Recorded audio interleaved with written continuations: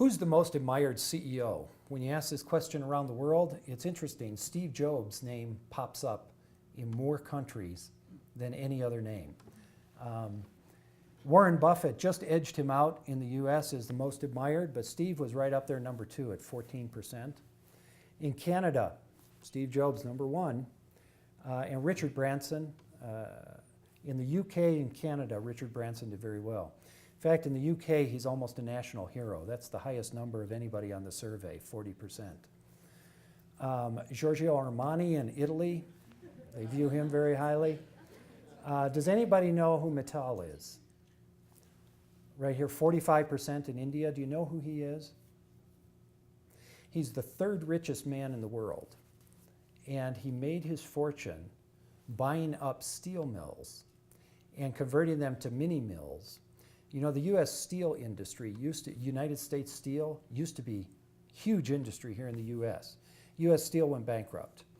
And what he did, brilliant idea, he came in with new technology in what's called mini mills. And he began to crank out steel with very low fixed cost and very low labor. And as a result of doing that in country after country after country and buying up assets, he's now the 3rd richest man in the world. He's actually based in the UK, but he was born in India. And then Steve Jobs, again, in Brazil and Argentina is very popular. China, no clear most admired. I don't know about that. I don't know what to say about that. So the implications here, the ability to manage perceptions and to control how people see your company, to control how people see your CEO or what they think about you is becoming tougher and tougher and tougher. And yet the internet and the digital commons tends to open up new possibilities for corporations also to reach stakeholders, to advance their policy interests, to build their brand, to enhance their reputation. The problem is most corporations are not real adept at this yet. The ones that are, there are a few that do it really well, but most corporations are not nearly adept at doing this as some of the NGOs are. The Authentic Enterprise I mentioned was a paper that was published by the Page Society, and it was really intended to look at the future of this profession. Where are we going? And so it looked at some of these megatrends of globalization, multiple stakeholder relationships, and it said that authenticity was the new coin of the realm, meaning that in place of the voice of authority, the old command and control model, stakeholders now demand proof of authenticity. Tell me why I should believe you. Tell me why I should believe what you're saying. Tell me why I should trust you and buy your products. So stakeholders are demanding proof that you are authentic, that you are who you say you are. This is a quote from Arthur Page: "All business in a democratic society begins with public permission and exists by public approval." This quote goes back to the 1930s, so it's not a new idea that you need to develop good stakeholder relationships, but it's certainly an idea that has stood the test of time. And then similar to that, real success for business, the company has to behave in a way that the public will give it sufficient freedom to serve effectively.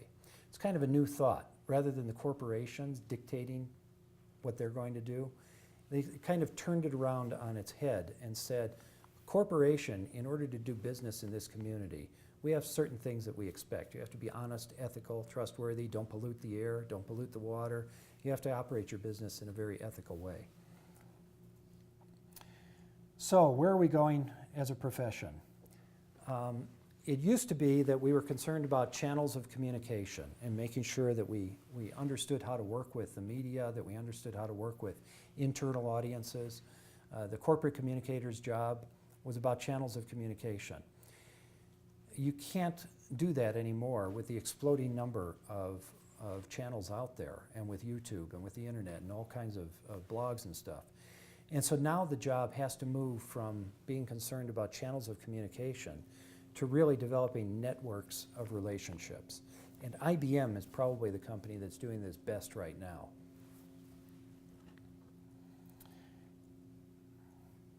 You have to not only position and say what your brand image is and what your icons look like.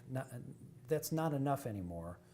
But now as a communicator, you have to define not only what the company looks like, not only what the company says, but you also have to be concerned about how our employees behave and what they do.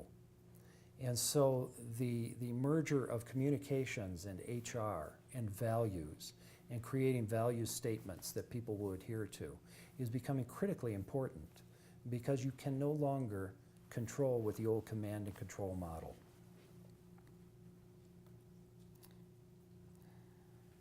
We have to really not just change perceptions, but we have to change the reality, because perceptions will only last so long if there's nothing behind them. Somebody in an advertising class, perhaps you've learned this already, but somebody once said the best way to kill a product is to have a great advertising campaign for a flawed product. And so you can create all kinds of expectations out there about this product. If the product doesn't deliver, the product is dead. So it's not just really about what you say, but it's really about, can you deliver on what you say? Can you deliver on what you're claiming? So the new Chief Communication Officer, if any of you are aspiring to this position, you have to have leadership abilities, and you have to be involved in instilling company values, building and managing multi-stakeholder relationships, and also enabling the enterprise with new media skills and tools. IBM has got, 300,000 employees, and they have a policy on blogging and a policy on the use of the internet and sharing of information about the company. And it is a very open policy. They encourage people to blog. They encourage people to be transparent and authentic and to do things. And all they ask, they have a very simple statement, and it's even up on their website if you want to look it up. But just a very simple statement about, here's the policy about employees blogging. Very straightforward. They encourage it. They just ask them to be responsible. And that's about it. The evolution of the profession, this is near the end of the, if you download the Authentic Enterprise Report from our website, you'll see in the back that we've got a chart that talks about what the profession looked like kind of in the early stages of corporate communications. And we go back to, say, 1945 to 1995. We say, okay, early PR back then. And then we look at today, what does the corporate communications function look like? And tomorrow, what will it need to be? And if we look at simply the mission, it used to be you were a liaison for the enterprise. You were the connection between the outside world and the company. Today, you're much more involved in strategic planning and corporate positioning. And tomorrow, you really need to be concerned about being a shepherd of corporate reputation and authenticity. Similarly, your roles and responsibilities have changed. Rather than just maintaining relationships with the media and doing corporate journalism and internal publications, today you have to influence folks. You have to drive external coverage. You have to get involved in change management within the company, changing the culture within the company. You know, that whole idea of delivering on your promises. And then you also get involved in influencing strategy and policy, corporate policy.